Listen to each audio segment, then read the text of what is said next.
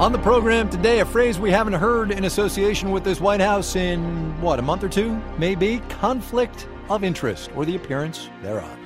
From American Public Media, this is Marketplace. In Los Angeles, I'm Kai Ryssdal. It is Thursday, July the 27th. Glad to have you along, as we always are. Everybody, setting aside for a minute the internecine battles that appear to be going on inside the West Wing of the White House. Who leaked what, to whom, who's going to get fired or not. We are going to take a step back today and talk about who owes what to whom. Anthony Scaramucci, the new White House communications director, is, as you know, a Wall Street guy. Ran a fund of funds firm called SkyBridge Capital, which, as a condition of taking a government job, he had to sell. The chosen buyer is a Chinese company. HNA Group is its name, and that deal, first of all, hasn't closed yet, and B, is said to be under review by regulators. The Wall Street Journal pegs that deal at as much as $250 million all told. Scaramucci himself could get up to $125 million. So Marketplace's Adrian Hill gets us going with White House financials and divestments. Anthony Scaramucci isn't the only one in the Trump administration who's needed to clean up his or her financial house to avoid conflicts of interest. Treasury Secretary Steven Mnuchin, Commerce Secretary Wilbur Ross, Rex Tillerson, Betsy DeVos. It's a rich person problem. But Scaramucci's SkyBridge deal is raising eyebrows, at least some eyebrows.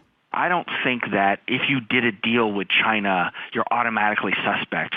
Derek Scissors is a resident scholar at the conservative-leaning American Enterprise Institute. He doesn't see an immediate ethics problem.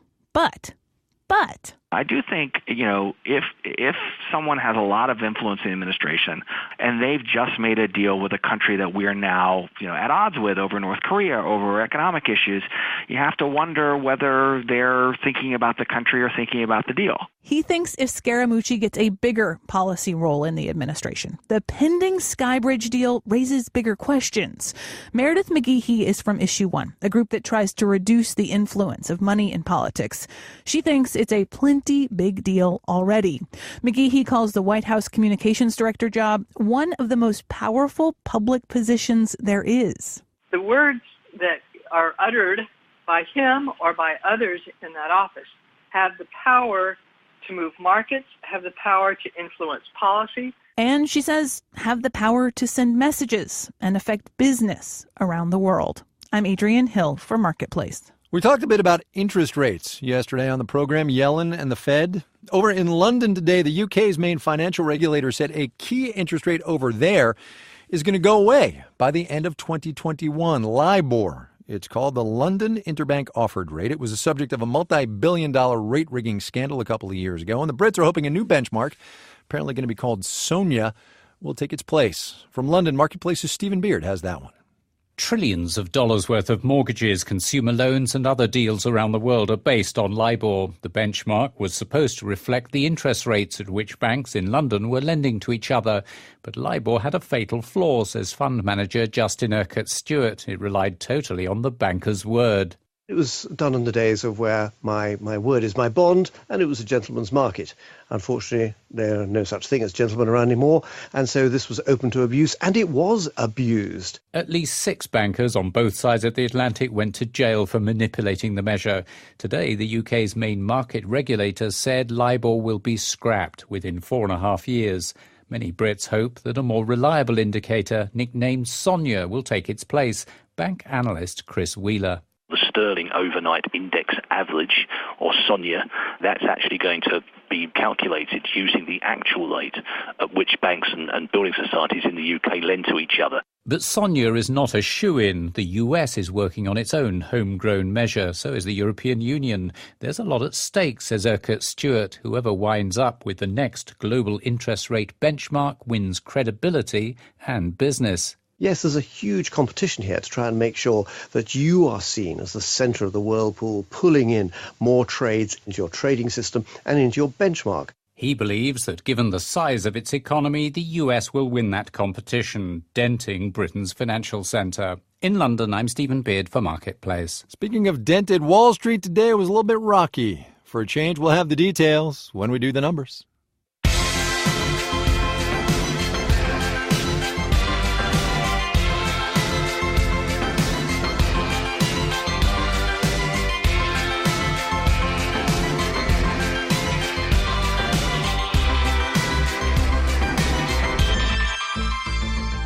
Paying a lot of attention to Erie, Pennsylvania this year, looking at how candidate Trump's campaign promises helped turn him into President Trump in a county that voted Democratic the last two election cycles, presidential election cycles, that is. The big promise, we're calling it, and one of the policy promises that Trump made was more school choice. His administration has followed through mostly with funding proposals for private school vouchers and charter schools. In the state of Pennsylvania, cyber charters are an increasingly popular choice. About 40,000 students, 3% of the student body in that state or so, are now enrolled in cyber charter schools, publicly funded but privately run. And as the name implies, most classes are taken online. Marketplace's Amy Scott spent some time at one virtual school in Erie. From the outside, it would be easy to mistake the Pennsylvania Cyber Charter School for a place to get your taxes done or mail a package. The downtown Erie branch is tucked away in a strip mall across from a Big Lots discount store and a U-Haul storage center. But inside, a dozen or so kids are gathered around tables making colorful sun catchers. They're learning how a liquid becomes a solid. Basically, you make Jell-O, but no clumps in it, and then put it on a plate and then let it dry. That's 8-year-old Jacob Pandolf. Most school days, he and his older brother and sister log on from laptops at home in rural Union City, outside Erie. But on Tuesday afternoons, the family drives 30 miles for this face-to-face Science Explorers class. Everything that a traditional public school does, we essentially do that, it's just in a slightly different manner. Brian Hayden is CEO of PA Cyber, the oldest and largest online public school in the state. He says kids also get together here for art and music. They take field trips and have German and Spanish clubs. We are a real school, and I think sometimes that isn't the perception that people have, that we have a bunch of kids sitting in a dark room in front of a computer that's isolated from the world. And that's not what this is. What it is to the parents of about 11,000 students enrolled around the state is an alternative to traditional brick-and-mortar schools they say haven't worked for their kids.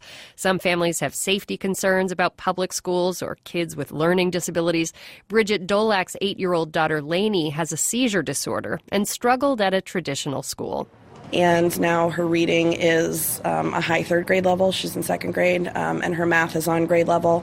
This place is a godsend for us. It's been wonderful. It's also been like a second job for Dolak, who works from home as a social worker. At first, it was definitely an adjustment, so I had to be there, all the time. But now she's getting much better at working independently. Lainey is in what's called the blended classroom program at PA Cyber. She takes one online class every week in English, math, science, and social studies, and then works on her own, watching video lessons and doing graded assignments. For more structure, families can choose the virtual classroom, which basically mimics regular school. It says the blank ocean is the largest ocean on the Earth's surface. Classes are taught online by live certified teachers via webcam. Students from all over the state interact using their computer's microphone or by typing.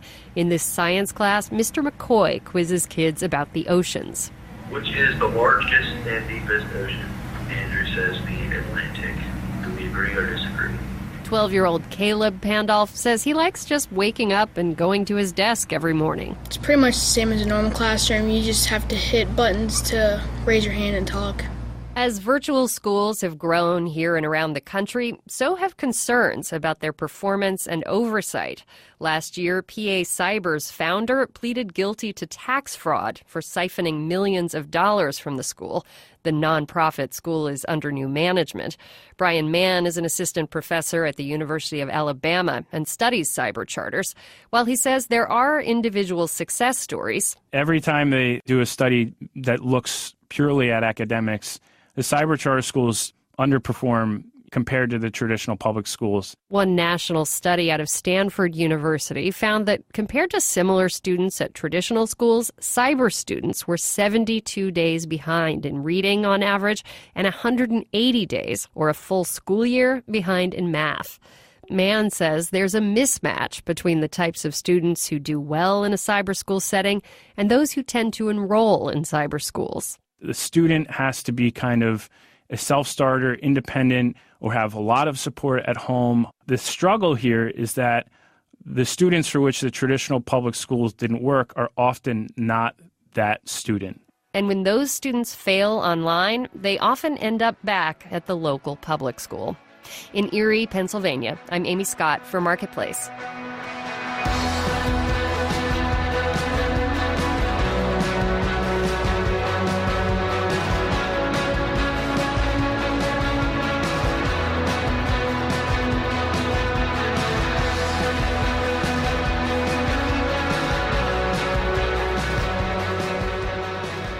Most of the stories you hear about water are about fights over it. Shortages caused by drought or climate change. Cities versus farmers versus environmental groups, you know the drill. Today, though, a different kind of water story about a utility in Georgia that's trying to share. From WABE, Molly Samuel explains. The Fayette County water system operates a handful of reservoirs in suburban Atlanta, including one at an old mill, which is where I am with the director of the water agency, Lee Pope.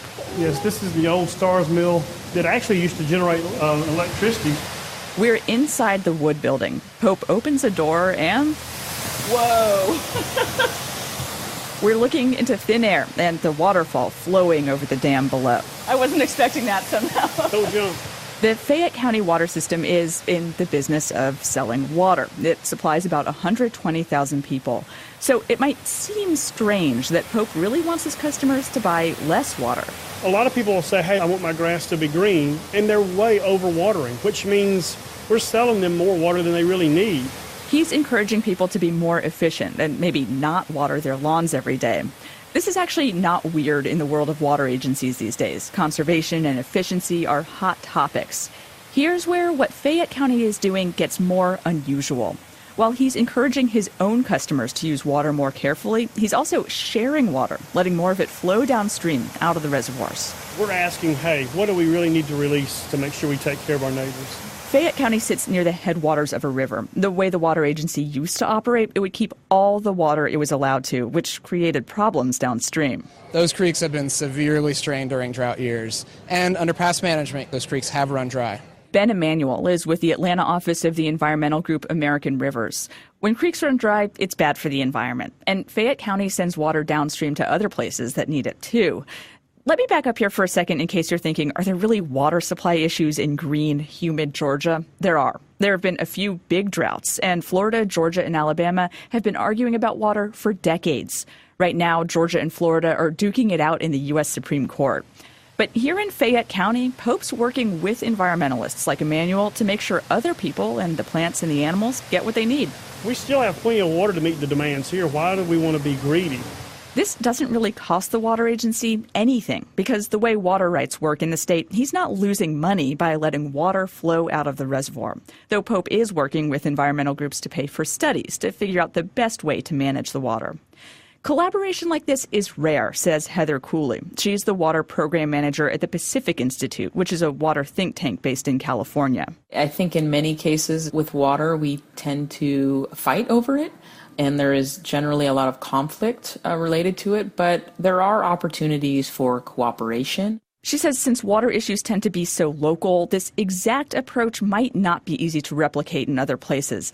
But still, she hopes it could at least be a model for communities all over the country dealing with water scarcity or water quality problems. Even in areas that don't yet realize that they have a problem, given climate change, given continued growth, it's very likely that they will be facing something in the future. Pope says when he talks with other people in the industry about what's going on here, they do sometimes ask him why on earth he'd release more water than he's required to.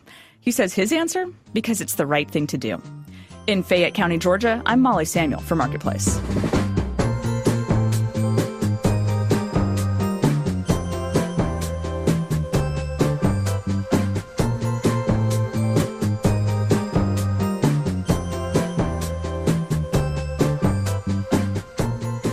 Coming up.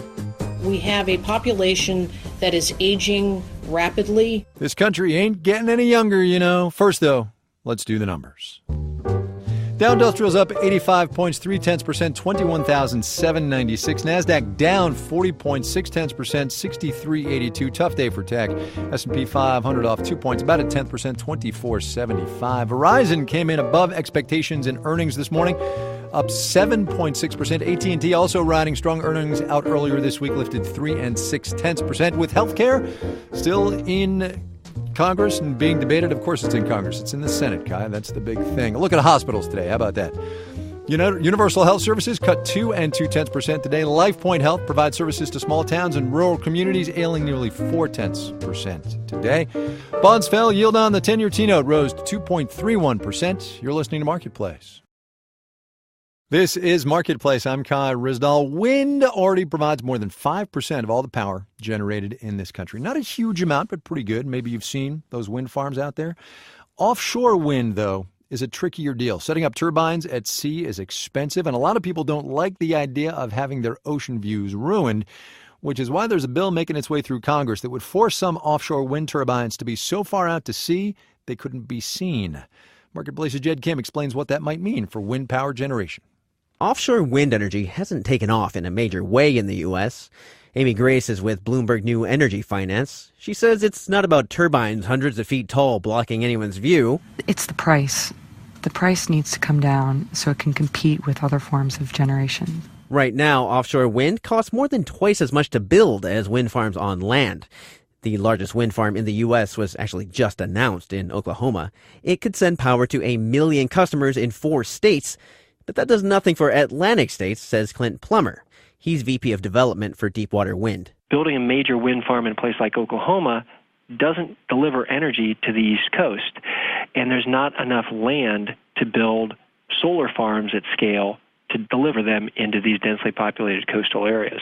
Plummer's company runs the only offshore wind farm that's fully operating in the U.S., in Rhode Island, and plans to build more, including one in Maryland. A new bill in Congress could change the specifics of that. It would require that offshore wind turbines go 24 miles away from the beach to preserve ocean views. The nation's largest planned offshore wind project could be back to the drawing board if the bill passes, even though Maryland is part of an East Coast regional project to promote renewable energy. Timothy Fox is with Clearview Energy Partners. This is absolutely an example of how a federal lawmaker could hinder, if not halt, a state-level proposed and supported project. U.S. Wind has plans to put dozens of turbines 17 miles off of Maryland's coast, 7 miles closer than the bill allows. I'm Jed Kim for Marketplace. $6.7 billion. That's how big on an annual basis the marijuana economy in this country is estimated to be. The cannabis research firm ArcView Group is the source of that number, which is a source of consternation to companies hoping to profit in pot. Here's the deal. We learned this morning that the High Times Corporation, publisher of High Times magazine, sponsor of the annual Cannabis Cup, is going public October, probably. And while more states are legalizing medical or recreational marijuana, pot is still illegal at the federal level, leading some investors to try to play it safe. Marketplace's Ryan Kyloff has the story. A few years ago, Nancy Brockelman was suffering painful psoriatic arthritis. When her son Franco suggested medical marijuana, she said, "Never. I'm 65 right now, and I never did pot." But about a year of pain later, she finally said to her son, "I'll try it, but you got to be here, Don't leave me stranded here." Brockelman started monitoring his mom's pot use, reactions, and side effects. That gave him the idea to track all of this in an app. We call them the mom tests. Today, Franco's company, Relief, has 8 employees, and it's partnered with dispensaries in 10 states. The app gathers patient data about the effects of different strains of marijuana and sells that to dispensaries to help improve their customer service. Attorney Hillary Bricken's firm focuses on the weed industry, and she says the weed-adjacent industry is growing. The major money is really going to companies that actually do not do anything with the plant. Bricken says because marijuana is still illegal at the federal level, her investor clients are wary of weed growing or selling operations. But they love things like the High Times IPO announced today. Yeah, that's a beautiful investment. It's got all of the bells and whistles of the industry without actually violating any drug laws. Troy Dayton of research firm ArcView Group says it's not just the legal protection. Ancillary businesses always thrive around a booming industry. There's the Mark Twain quote about the best time to be in the pick and shovel business is during a gold rush. ArcView expects the weed industry to grow over 25% annually through the end of the decade. In New York, I'm Ryan Kyloff for Marketplace.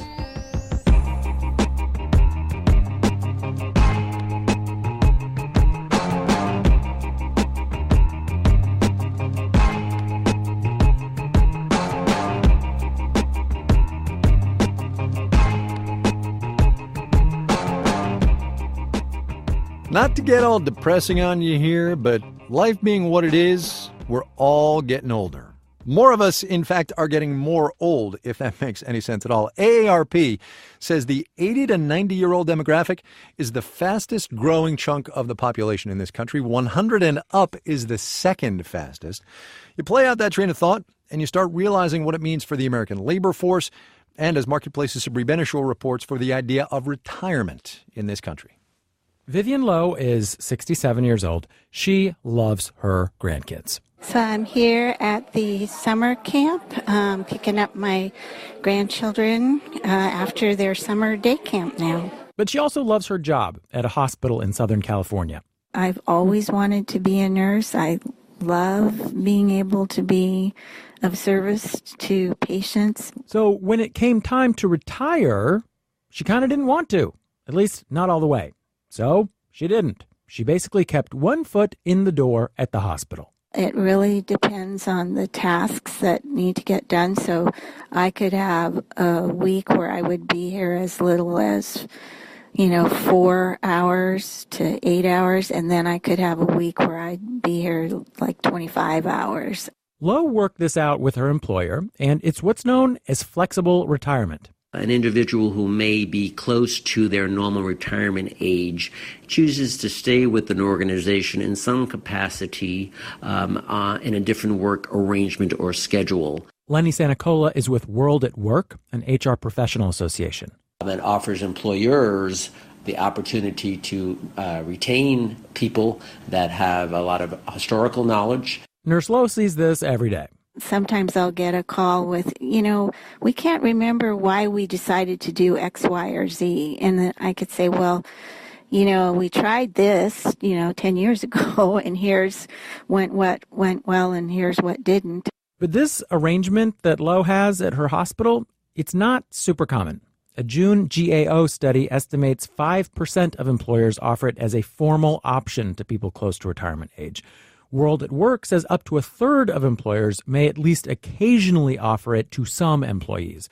Sanicola says it's uncommon because it's not without its challenges for some companies. Sometimes you have a stacking effect, which is where the older folks are not exiting the organization and then the newer employees can't move into new positions. But a lot of observers say flexible retirement is becoming more common in the United States because it has to.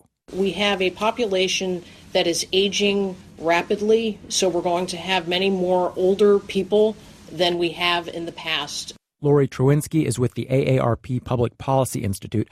Birth rates, meanwhile, are at a record low. So as a result of this, employers are going to face shortages of knowledge and skills. Knowledge and skills possessed by older Americans that Trowinski adds are sometimes overlooked.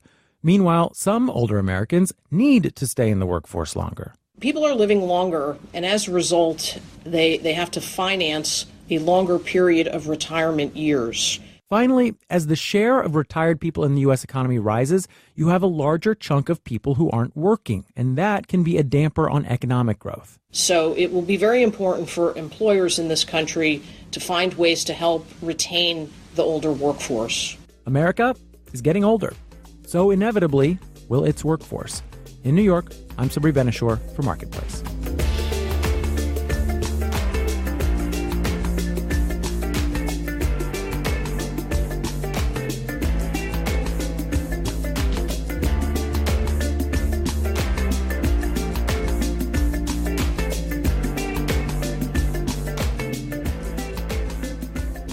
This final note on the way out today from the workplace website Glassdoor, their site over in the UK, a survey of the most hated office jargony phrases.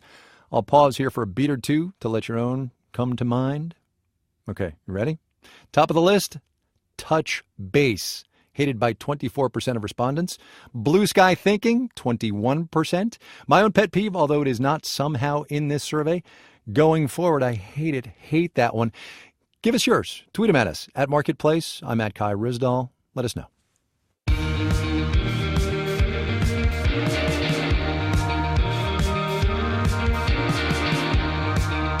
All right, we are going. The Dow up 85 points today, about 0.3%. NASDAQ down 0.46%. S&P 500 off 2, about 0.1%. John Buckley, Deirdre Depke, Eve Epstein, Danielle Irby, Suzanne Levy, Betsy Streisand, and Eve Troe are the Marketplace editing staff. Our interim managing editor, for now, is John Gordon. I'm Kai Ryssdal. We'll see you tomorrow, everybody.